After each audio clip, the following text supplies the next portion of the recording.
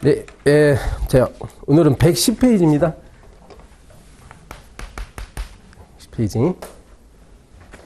지금 교재가 처음에 말씀드렸듯이 사례집으로 하는 중이기 때문에 기본서가 있다고 한다면 기본서 목차하고 약간 좀 다를 수가 있습니다.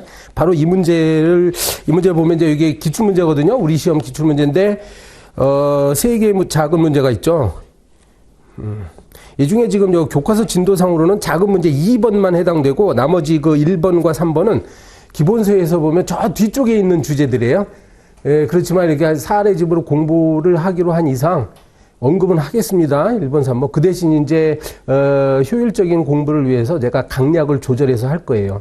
처음부터 저 뒤쪽에 나와 있는 거 가지고 처음부터 뭐 자세히 하지는 않고요. 알겠습니까? 왜 그러냐면 이게 다 이유가 있습니다. 기본적 개념이 정립이 안 돼 있는 상태에서 뒷부분에 나와 있는 걸 자세히 할 수는 없기 때문에 그렇습니다. 제가 알아서 할게요, 여러분. 저 믿고 잘 따라오시면 됩니다. 자, 그러면 요게 봅시다. 사례를. 무슨 근로자 갑이 등장합니다. 업무상 사고로 인해서 상해를 입었어요. 그래서 근로복지공단으로부터 휴업급여와 장애급여 지급 결정을 받았습니다. 근데 나중에 근로복지공단에서 살펴보니까 이 사람이 지금 뭐 허위로 지급 신청서를 작성해서 지급 결정을 받았대. 그래가지고 급여 지급 결정을 취소해버렸습니다. 취소. 그럼 이게 이제 이게 취소 처분한 거죠. 그런데 갑은 그 1월 7일자로 수령했습니다. 1월 7일짜리 그럼 처분이 있으면 안날이 되는 거죠. 그래서 이와 함께 복지공단은 그러면 그동안에 그 지급됐던 돈도 다시 돌려달라 했죠. 그래서 부당이득 징수했습니다. 갑은 취소 처분 위법함을 이유로 5월 7일자로 무효확인 소송을 제기했어요. 여기 표현이 지금 부당이득으로 징수했다로만 나오는데 실제로 돈을 복지공단에서 받아갔다는 건지는 불확실해. 징수 처분했다는 것인지. 일단 1월 7일자, 5월 7일자 이렇게 나오는데요. 1월 7일자는 이제 처분이 있음을 지급 결정 취소, 취소 처분이 있으면 이제 안날이죠. 안날 취소 처분. 그리고 5월 7일이 이제 소송을 제기한 날입니다. 근데 이제 무효 확인 소송. 이 사람 입장에서는 요 하자가 중대하고 명백하다 생각해가지고 처음부터 그냥 무효 확인 소송을 제기해버렸습니다. 이게 대개의 경우는 이제 취소 소송을 제기하거든요. 특이하게 무효 확인 소송을 제기했습니다. 자, 1번 문제. 그래서 이 무효 확인 소송에서 이 처분을 다투는 건데 처분의 위법성을 다투는 거죠. 특히 더 나아가서 이제 무효를 다투고 있단 말이에요. 무효라고 주장합니다. 입증 책임 문제가 나왔습니다. 일단 입증 책임. 입증 책임 문제는 각자 청구권을 갖고 있는 사람이 어떤 권리를 주장하는 사람이 자기에게 유리한 법률 요건 사실을 입증하는 행위를 입증 책임이라고 합니다. 무슨 말인지 알겠어요? 각자 여러분 민법 총칙에서 여러 가지 배우셨을 텐데 거기에 뭐 계약 당사자들이 막 등장하잖아요. 민법에서. 그러면 각자 뭐 처음 계약을 체결했다가 뭐 해제권을 발동하는 사람도 있을 거야. 야, 이거는 계약이 잘못됐다. 나는 해제하겠다. 아무데나 해제할 수 있는 게 아니라 해제의 요건을 갖춰야 해제하잖아요. 그러면 해제의 요건 사실들이 있단 말이야. 계약을 해제할 수 있는 요건들이 법률에 규정되어 있어요. 그렇죠? 처음에 하자 있는 물건을 막 매도인이 속여가지고 판매했다든지 뭐 이런 경우가 되겠지. 그러면 거기에 해당하는 사실. 그러니까 그 물건에 하자가 있다는 사실은 누가 입증하겠어요? 매수인이 입증해야죠. 매수 입증이 되는 겁니다. 그렇지 않고 막 매도인 측에서 나는 물건에 하자가 없는 물건을 판매했어 이렇게 입증하는 게 아니라 매수인 측에서 미성년자가 법정 대리인 동의 없이 계약을 체결했을 때 상대방 입장에서는 이거를 취소권을 행사할 수 있죠. 할 수 있어 없어? 취소권 행사할 수 있는 건 누구죠? 법정 대리인하고 미성년자 본인이 취소권 행사할 수 있는 거죠.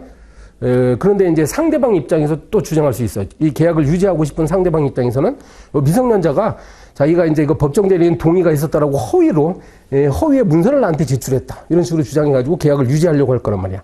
그러면 상대방 입장에서는 어떤 것이 유리한 사실이야? 상대방은 계약을 유지하려고 하니까 그 사람 입장에서는 미성년자가 허위 사실을 밝혔다라는 것이 유리한 사실이죠.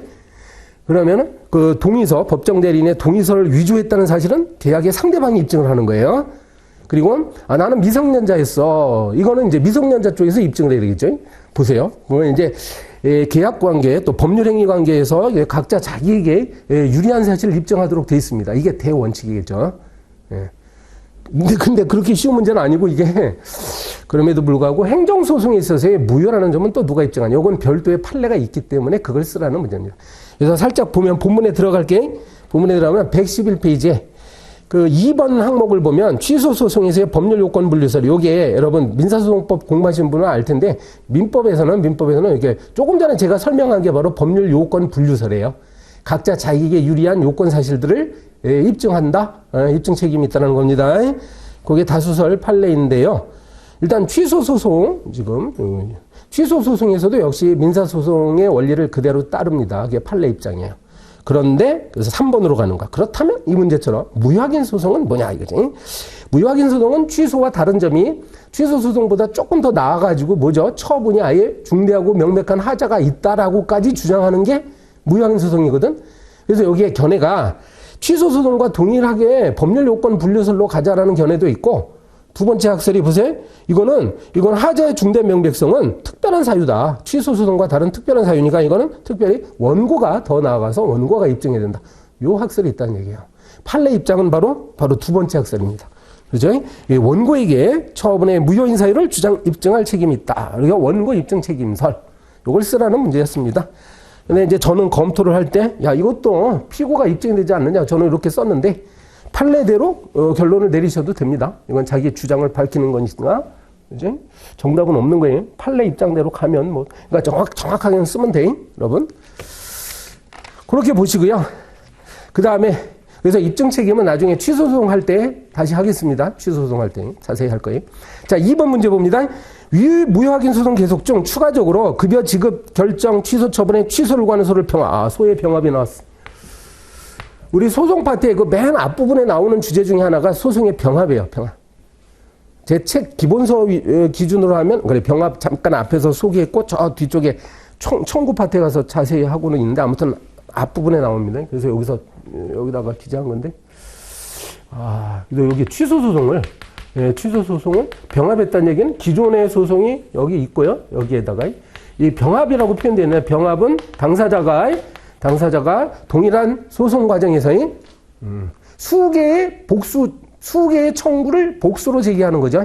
수개의 청구를 지금 이 사람은 무효도 구하고 취소도 구하는 거야. 이게 가능하냐 이거죠. 원래 이렇게 해도 됩니까? 예, 병합이 됩니까? 여러분 처분이 무효면 무효고 취소면 취소죠. 요 개념 자체는 어떻지? 요 무효와 취소의 관계, 요 무효와 취소의 관계는요. 이른바 이제 병렬 관계하고 포용 관계로 소개가 되는데요. 요 말이 어디 뒤쪽에 다른 문제에서 나올 거예요. 이게 뭐냐면 무효와 취소는 원래 개념적으로 다른 거야. 모순된 개념이에요. 무효이면서 취소일 수는 없죠. 동시에. 그렇기 때문에 저건 별도의 소송으로 저렇게 존재를 하는 겁니다. 그래서 병합한다는 게 아니다. 병합하면 안 된다는 견해가 있을 수 있는 거야, 저거. 하나만 해야지. 왜 두 개를 같이 청구해? 자기가 잘 생각해가지고, 이게 취소 같으면 취소소송 제기하고, 이게 무효사유인 것 같으면 무효확인 소송 제기해야지, 원래. 그 다음에 포용관계는 뭐죠? 이렇게 포함한다는 건데, 이렇게 말합니다. 여러분, 그냥 이걸 길게 쓸 수가 없어요. 잘 들어보세요. 우리 판례 입장이기도 한데, 무효확인 소송을 제기한 이 사람의 마음 속에는요, 그 청구 취지 속에는 만약에 이게 무효가 아니라면 취소 판결이라도 구하겠다는 의도가 거기에 담겨 있대. 말이 되지 않습니까? 왜냐하면 무효인지 취소인지는 잘 구별하기가 곤란하기 때문에 그래요. 똑같이 위법한데 이거는 위법성의 정도의 차이일 뿐이지 정도의 차이야 그냥 절대적인 구별은 안 됩니다. 실제로 무효인지 취소인지 잘 몰라. 그러니까 그렇게 얘기해요. 이렇게 말합니다. 판례는 무효확인을 청구하는 취지 속에는요. 그 상대방이 원고가 취소 판결을 구하지 않는다고 밝히지 않는 이상 무효가 아니라면 취소 판결을 구하는 의미가 이 안에 있대. 그다음에 반대로 이번에는 취소 소송을 구하는 사람 입장에서도 혹시 이게 무효일 때를 대비해 가지고요. 비록 형식은 취소 소송이지만 무효 확인을 구하는 의미의 취소 소송을 제기하는 것일 수도 있다. 이렇게 봅니다. 무효 확인을 구하는 의미의 취소 소송. 그러니까 무효 확인을 해달라 이거야. 법원에 내가 비록 취소 소송은 구하지만 이게 혹시 무효임을 재판부가 확인해달라. 이 취지도 이 안에 포함되어 있대요. 이걸 포용관계라고 얘기합니다. 여기 조금 뒷부분에 얘기한 게 뭐예요? 무효 선언을 구하는 의미의 취소 소송. 이런 말이 나올 거예요. 무효 선언을 구하는 의미의 취소 소송이 인정됩니다. 그래서 이게 간단한 주제 아닌데, 그래서 나중에 별도로 이제 뒤쪽에서 우리가 다룰 문제 미리 말씀드리면 이런 문제가 나올 수 있어. 우리 농무사 시험 2018년도 기출문제인데요. 한번 생각해봐요. 어떤 사람이 무효확인 소송을 제기했어. 무효확인 소송했는데 법원에서 판단을 해보니까 이게 무효 사유는 아니야. 근데 취소 사유라고 판단했습니다. 법관이. 그럴 때 법원은 어떤 판결을 내려야 되냐. 요런 문제가 나올 수가 있는 거야. 예, 복잡합니다. 그건 나중에 공부할 거예요. 예. 여기서는 이제 그걸 물어본 건 아니고 이렇게 병합했습니다. 병합한 날짜 나왔나요? 날짜는 없네요. 그죠? 예, 날짜는 없습니다. 예, 문제가 된 것은 여기서 이제 왜 이걸 물어보냐면 일단 병합의 유형을 한번 보겠습니다. 예, 병합의 유형 여러분 판단해 보세요. 병합 이게 두 가지 이걸 A 소송, B 소송이라고 하면요. 병합을 할 때 단순 병합이 있고 예, 선택적 병합이 있고 예, 주의적, 예비적 병합이 있습니다. 요거 민사 소송에서 공부하실 겁니다. 예비적 병합이 있어. 단순이라는 건 A, B 해달라. 예. A도 해주고 B도 해주라. 이거는 여기서는 안 돼요. 그죠? 무효면 무효고 취소면 취소지. 자기가 선택해가지고 청구해야지. 판사님, 뭐 저는 아무거나 좋으니까 그냥 무효도 해주시고요. 예, 취소도 해주세요. 무효도 해주고 취소도. 이러면은 이게 말이 안 되죠. 그래서 이런 식으로 청구를 하면 법원은 안 받아줍니다. 이게 판례 입장이에요. 그 다음에 이거는 뭐냐면 A 또는 P. 다시 정확히 말할게요. 판사님, A도 판결해 주시고요. B도 판결해 주세요. 이렇게 한 거예요. 네, 정확히, 아까 좀 약간 이상하게 말했다. 이거 단수는 뭐라고? A도 해주시고 B도 해주세요. 이건 안 돼요. 왜냐면은 무효도 해주고 취소도 해준다는 거는 이게 모순된 청구를 하는 거예요. 그죠? 어떻게 무효일 수도 있고 취소일 수도, 그죠? 안 되죠. 그 다음에 A 또는 B는 뭐죠? 판사님, 저는 아무거나 좋으니까 무효 확인 판결해 주동안 취소 확인 판결해 주세요. 이렇게 청구하는 건데 판례는 이것도 안 된다고 합니다.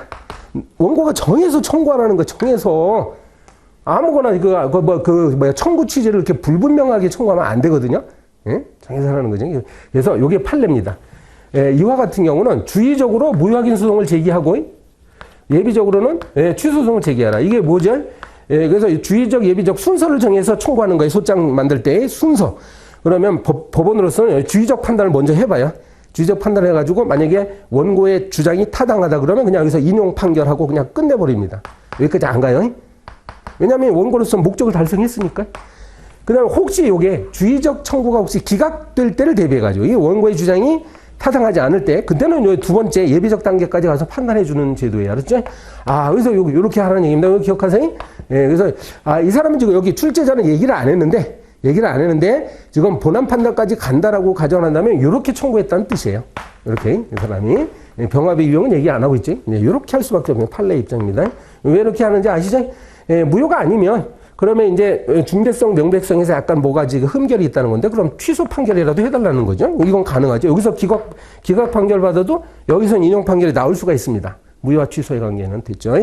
그렇게 했습니다. 그 다음에 지금 이 문제가 병합하에 제기할 수 있는가? 그러는데 병합의 요건들이 있는데 병합의 요건들. 일단 이건 유형. 그래서 이거로 해야 돼. 만약 이렇게 하면 안 되죠. 병합해서 제기할 수 없습니다. 일단 이러고 병합의 요건 중에 중요한 게 이것도 적법해야 되고요. 그 다음에 이 B소송은 적법해야 돼요. 적법이라는 게 뭐죠? 소송 요건. 우리가 지금 소송 요건을 본격적으로 아직 공부 안 했어요. 소송 요건들. 그 소송 요건들을 다 갖춰가지고 두 개소가 전부 다 적법해야 돼. 그래야 병합이 되는 거예요. 만약에 이게 부적법한 소송이다. 이게 원래 처음부터 잘못 제기된 소송이었다면 잘못된 소송에다가 소송을 병합할 수는 없습니다. 안 받아줍니다. 그러면 어떻게 해야죠? 이거는 이제 무시하고 이거에 대해서만 별도로 소송을 제기해야죠. 그 다음에 요건 적법한데 이게 적법 요건을 갖추지 못했으면 또 병합도 안 되겠습니다. 그냥 이것만 남아있는 거죠. 그죠? 이렇게 되는 겁니다. 여기서 여러분이 잘 생각하라는 거야, 지금. 이게 혹시 적법 요건이 탈락되는 부분이 혹시 있는가? 일단 요거부터 보면 무효확인 소송은 크게 문제될 만한 것이 현재 없습니다. 요게 이제 무효확인 소송은 소제기 기간도 따로 없어요. 배우겠는데 제소 기간이 따로 없기 때문에 이거 기간 상관없습니다. 무효확인 소송은 계속. 그래서 별다른 특별한 부분이 없어. 이게 일단 적법해요. 근데 요게 문제인데 잘 보면 지금 취소 소송은 처분이 있음을 안 날로부터 90일 이내에 청구하도록 되어 있습니다. 아직 진도 안 나갔지만 행정심판법하고 똑같죠? 그럼 일단 요 시점이 언젠지는 안 나와 있는데 이게 90일이 넘지 않았어요? 이미 요때 90일이 넘어버렸는데 그러니까 당연히 이거는 90일이 경과된 날짜이겠죠? 소제기한 날짜가. 여러분 병합 청구했다는 것도요. 엄연히 이것도 소를 제기한 거예요. 그죠? 예, 소송 제기한 겁니다. 이것도 엄연히. 근데 이제 같은 재판부에서 다뤄달라 해가지고 이렇게 병합 합쳐버린 거예요. 예, 여기서 탈락이에요. 탈락인 것 같아요. 알았어요? 얼핏 보면 탈락인 것 같습니다. 그러니까 이게 소송 요건을 경과했기 때문에 부적법하다. 그런데 여기서 이제 그렇게 쓰면 이제 오답이 되는 거고 판례가 있어. 요 그림에서 판례가 있기 때문에 그거를 생각해서 쓰라는 문제였고 판례를 말씀드립니다. 이게 특이한 경우죠. 예, 처음에 무효확인 소송 제기했다가 취소송으로 이렇게 병합하는 사건은 특별한 판례가 있기 때문에 이때는 어떻게 처리하냐면 요 무효확인 소송 있죠. 요 무효확인 소송이 혹시 90일 이내에 청구가 됐다고 한다면 이거야.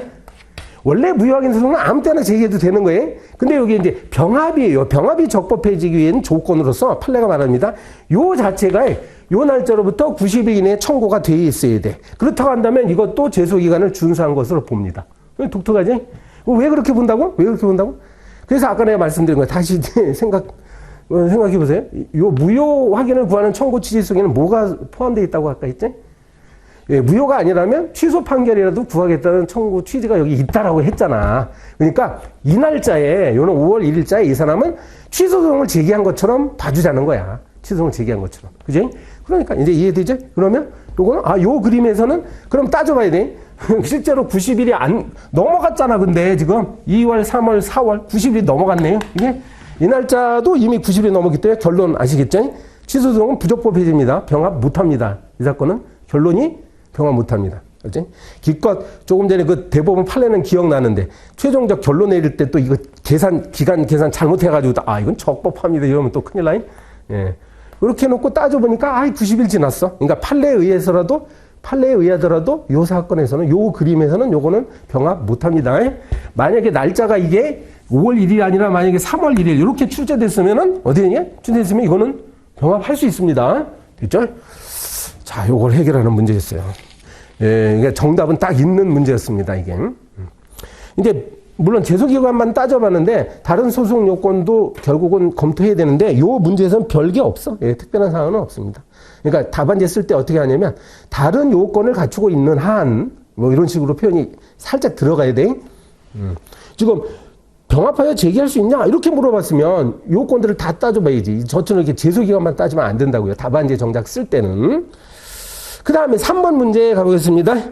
이것도 재미있는 문제가 아주 중요한 문제예요. 여기서 맛보기를 할게요. 3번은 뭐냐면 이른바 기판력 문제라고 하는 건데, 기판력입니다. 자, 이 사건에서 계속 물어봅니다. 이번에는 요거는 이제 없는 셈 치고 잊어버리고 계속 이어가는 거야. 3번 문제는 뭐냐? 자, 여기서 무효확인 소송을 처음 제기해서 여기서 이제 기각 판결이 나왔대. 요게 기각됐대. 기각 판결. 그리고 기각 판결이 확정됐을 겁니다. 네. 확정됐다는 얘기는 이제 막 3심까지 가거나 아니면 항소를 포기하거나 해가지고 요 사건이 확정된 거예요. 여러분, 이제 확정됐다는 말은 무슨 뜻일까요? 확정됐다는 말은 다시 얘기해서 요 처분이 어떻다는 거죠? 네, 처분이 기각 판결이 확정됐다는 얘기는 처분이 무효가 아니라는 겁니다. 그래서 무효가 아니라는 거예요. 여러분, 무효가 아니라는 건 나눠볼까요? 나눠볼까요? 무효가 아니라는 얘기는 다시 말하면 저 처분이 적법하다는 뜻일 수 있고요. 첫 번째. 그 다음에 두 번째. 위법하나 그러나 취소 사유다. 알겠어요? 두 가지 나옵니다. 이걸 잘 이해를 해야 되는데 무효 판결이 나왔다고 해가지고 무조건 위법하다는 얘기는 아니에요. 무효확인 소송에서 기각이라는 건 무효가 아니라는 말일 뿐이야, 그냥. 무효가 아니니까 무효가 아닌 경우는 두 가지 경우가 있는 거죠, 지금. 그죠? 알겠죠? 취소 사유는 중대 명백성에 따라 가지고 무효 사유는 아니지만 취소 사유일 수 있습니다. 요걸 이제 전제로 해야 돼. 그래 놓고 요걸 안 해도 되고. 그냥 계속 이어갑니다. 기판력의 문제는 이 사람이 뭘 했느냐면 계속 읽어보면 국가배상 청구 소송을 또 제기했대요, 이때. 예. 국가배상 소송이라고 따로 있어요, 또. 이거는 이제 행정소송은 아닙니다. 예. 국가배상 소송은 이제 국가배상법에 따라 가지고 청구를 하는 건데, 이건 민사소송으로 처리가 됩니다. 여러분, 여기까지 알고 있습니다. 예, 이건 민사소송. 현재 판례가 이거는, 여러분, 이제 국민이 국가의 행위에 의해서 피해를 입었을 때 국가를 상대로 손해배상 청구하는 제도야. 근데 이거는 민사소송, 민사사건으로 일단 다뤄집니다. 엄연히 요거는 두 개가 다른 소송이라는 걸 여러분 알고 계시죠? 다른 소송이에요. 요거는 행정법원에서 하는 거고, 요거는 민사법원에서 이렇게 합니다. 예, 그와 따릅니다. 질문이 뭐냐면, 지금 법령 위반을 이유로 국가배상 청구를 제기했습니다. 이게 알아야 됩니다. 국가배상 청구는 국배법 2조에 따르면요. 이거 알아세요? 그래서 이게 우리 시험이 행정소송법 범위를 넘어서가지고 조금 알아야 될 것들이 있어. 2조에 국가배상 책임이 발생하기 위해서는 공무원이 직무를 집행하는 과정에서, 집행하는 과정에서 위법하게, 여기서 정확히 말하면 법령을 위반하여, 이렇게 표현되어 있어요. 법령을 위반하여. 이게 쉽게 해가지고 우리가 줄여가지고 위법하여, 뭐 이렇게 되는 거죠. 법령을 위반하여 고의 또는 과실로 타인에게 이제 손해를 발생시켰을 때, 요게 국가배상법 2조의 요건이에요. 그러니까 요 요건들을 다 갖춰야 요 원고가 승소할 수 있습니다. 일단. 그래서 물어본다고. 여기에서 그래서 법령 위반을 이유로 이렇게 제기했을 때, 무효확인 소송의 기각 판결의 효력과 관련해서 요 국가배상 사건의 법원은 급여 지급 결정 취소 처분의 법령 위반을 인정할 수 있느냐, 이거죠. 인정할 수 있느냐, 요거. 위법범위 인정할 수 있느냐. 무슨 말이냐, 일단. 이미 이 처분이, 동일한 처분을 대상으로 하는 거야, 지금. 요 취소 처분이, 요 처분이고요. 무효확인 처분이고, 그 다음에 직무집행이에요, 요게. 요 사건에서는 요 처분이 공무원이 직무집행하는 거잖아요. 그럼 포라고. 그러니까 위법, 요 처분이 위법해야만 되고, 이 위법이 이미 요 앞소송에서 다루어졌습니다. 무효확인 소송이라는 거는 소송물이 뭐예요? 저 처분이 무효인지 여부가 소송물인데, 무효임을 따져보기 위해서는 이게 처분이 적법한지 위법인지가 문제가 되는 거야. 일단 처분이 위법해야만 여기서 승소할 수 있거든요. 근데 여기서 보세요. 지금 여기서 다 이미 해결이 됐잖아요. 예, 해결이 됐잖아요. 됐죠? 자, 그래서 경우로 나눠야 돼. 이 문제 풀 때. 만약에요, 적법함이 여기서 확정이 됐죠. 적법함이 확정됐으면은 여기서는 반드시 적법하다라고 해야지 위법하다라고 할 수 있냐 없냐 이거고. 마찬가지로. 여기서 지금 위법이라고 했으니까 그럼 여기서도 반드시 위법이라고 할 수 있느냐 없느냐, 또 이게 문제가 되는 거예요. 자, 기판력의 개념은요, 전소에서 어떤 소송물이 이제 확정이 되면 후소의 뒤에 나오는 후소의 요 확정된 부분이 그대로 요게 기판력이 미치느냐의 문제예요. 기판력이 미칩니까? 기판력이 미친다는 얘기는 뭘까요? 전소에서 확정된 부분을 후소에서도 그대로 받아들이지 모순된 결정을 하면 안 되는 거야. 왜 그럴까요? 비록 법원은 다르지만 똑같이 대한민국에 있는 대한민국 소속 법원이에요. 그러니까 똑같은 국가기관인 법원이 판사가 달라요. 판사가 다르다고 해요. 법원이 다르다고 해가지고 모순된 결정을 하면 안 됩니다. 그러면 사법 질서에 대한 국민의 신뢰를 해치는 거야. 그러니까 동일한 사건을 가지고 이랬다 저랬다 하면 안 되죠. 지금 똑같은 두 사건은 똑같은 처분을 대상으로 하는 건데, 이 처분 저기서는 전소에서는 위법하다고 했다, 후소에 가서는 적법하다고 했다, 뭐 이렇게 왔다 갔다 하면 안 되지. 그래서 모순된 판결을 하면 안 된다. 이게 기판력입니다. 일단 기판력의 개념인데, 이 사건에서 그러면 문제는 무효확인 소송과 국가배상 소송에서의 위법성이 서로 이렇게 기판력을 미치느냐의 문제야. 여러분, 이 두 가지 소송, 전소와 후소 관계에서 반드시 기판력이 미친다고 보면 안 되고, 어떤 때는 미치는 경우도 있고, 어떤 때는 미치지 않는 경우도 있습니다. 과연 이 사건은 기판력이 미치는 경우냐라고 물어본 문제야, 이게. 기판력이 미치는 문제. 그래서 견해가 대립해요. 견해에 따라서 달라집니다. 그 쟁점만 요 문제에서는 알려드릴게요. 어차피 저 기판력 나중에 다시 하는데, 요 위법의 개념 때문에 그래요. 여기서 말하는 위법하고 여기서 말하는 위법이 과연 동일한 개념이냐? 그래서 동일한 거냐? 여기에. 요 동일하다는 거, 여기 자체에 대해서 학설이 달라질 수 있죠. 요 이제 그 위법의 개념이 동일한 경우로 우리가 일원설, 뭐 다르면 이원설 이렇게 부릅니다. 그러니까 같다는 견해와 다르다는 견해가 있을 수 있어요. 그러면 같으면 어떠는 거야? 같으니까 기판력이 미치겠죠. 그 다음에 다르니까 기판력이 미치지 않겠죠. 그러니까 견해에 따라서 달라진다는 거예요. 여기서 복잡한 게 세 번째 학설이 또 있어. 세 번째 학설이 있어가지고 다르긴 다른데 국가배상에서의 위법성의 개념이 우리가 하는 항고소송, 지금 행정소송에서의 위법성의 개념보다 크다. 요게 넓다. 이렇게 보는 견해가 있습니다. 이렇게 보는 견해가 있습니다. 여기에 따라서 하게 되면 요 세 번째 학설에 따라서 하면 저게 청구가 인용됐을 때하고 기각됐을 때가 또 달라지는 거야. 지금 조사건에서는 기각됐다라고 나오죠.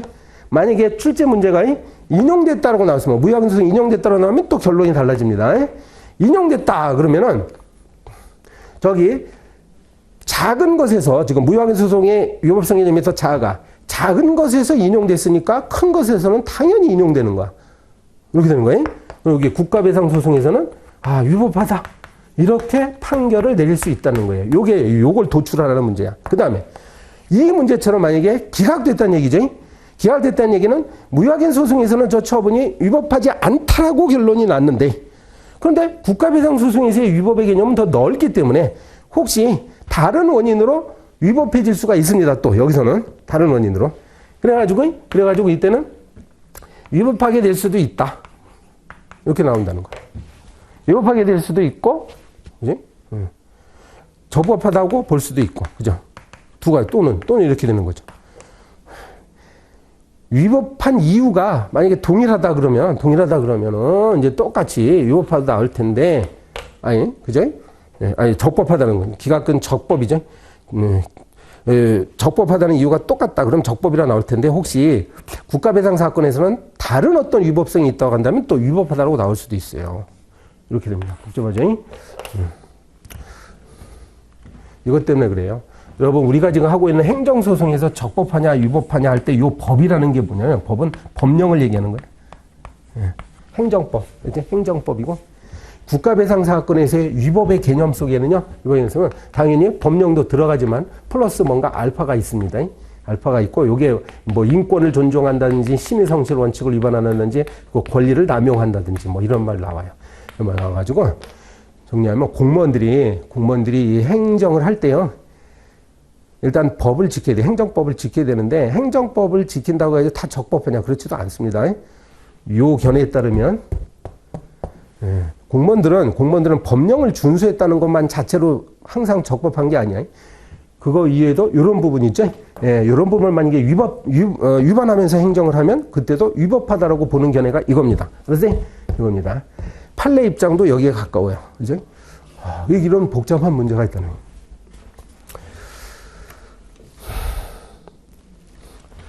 자, 그래서 살짝 한번 보세요. 115페이지가 이 부분이었죠. 설문 3번. 기판력 문제입니다. 그래서 2번. 기판력이 생기는 판단은 자, 기각 판결은 처분이 적법하다는 점. 무효확인 소송에서는 처분이 무효가 아니라는 점이 생기고. 이게 뭐냐면요. 행정소송에서 판결문을 쓸 때 적법하다, 위법하다 이렇게 이제 표현할 텐데 이게 주문이야, 주문. 이거 하나 이 시간에 이거는 꼭 알았어요. 그래서 이게 판결서 여기 원고 피고 인적 사항이 쭉 있고요. 여기 이제 1번 판결 주문이 처음에 나옵니다. 이게 일종의 결론이에요. 판결서는 결론을 먼저 밝혀. 그래가지고 무슨 처분 여기서 문제가 있던 요 처분 있죠? 처분은 위법하다. 또는 아니면 적법하다.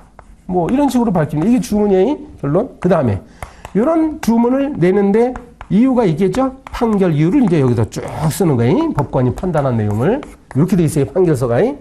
자, 기판력이라는 건 요 주문에서 발생한다. 요 얘기를 쓴 거예요. 그래서 내가 지금 설명하면서 계속 적법이다, 위법이다 이런 얘기만 했잖아요. 요 얘기만 하는 거예요, 지금. 적법이다.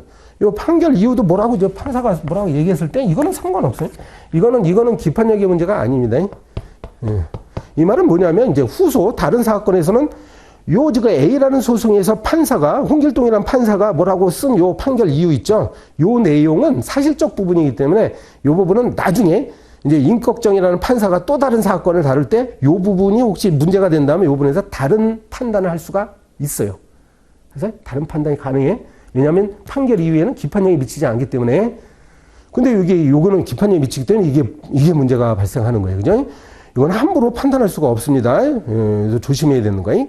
여기서는 적법하다고 했는데 후소에서 막 갑자기 위법하다고 하는데 이때 문제가 발생할 수 있어요. 발생할 수 있는. 근데 그건 사안에 따라 달라질 수 있습니다. 일단 여기까지만 하겠습니다. 이 문제에서는. 잠깐만요. 그래서 116페이지에 가면 목차가 이렇게 되는 거야. 이런 문제는 국가배상 사건엔 특이한 목차가 이렇게 나와요. 그래서 6번 해가지고 그래서 항고소송의 유법성과 국가배상 사건에서 이 법령 위반, 요 유법성의 개념이 이제 막 학설이 대립한다고, 그지? 뭐 넓다, 좁다 이런 얘기가 여기 있는 거고. 그래서 6번으로 가는, 이거 오타 났다. 요 뒤에는 7번이에요. 116페이지 맨 아래는 이제 7번이죠. 그래가지고, 그 견해에 따라가지고 과연 항고소송의 기판력이 국가배상 청구에 미치느냐, 이게. 117페이지에 가면 전면적으로 기판력이 미친다는 학설이 있고, 아니, 나 전면적으로 부정된다는 학설도 있고, 저 세 번째 학설처럼 경우로 나눠가지고 청구가 인용될 때하고 청구가 기각될 때로 나눠가지고 이렇게 판단하는 견해도 있습니다. 그러니까 이제 자기가 어떤 입장을 취하느냐에 따라 가지고 여기 결론이 달라지는 거예요. 논리의 모순이 안 되게끔 우리가 답안지를 잘 쓰면 됩니다.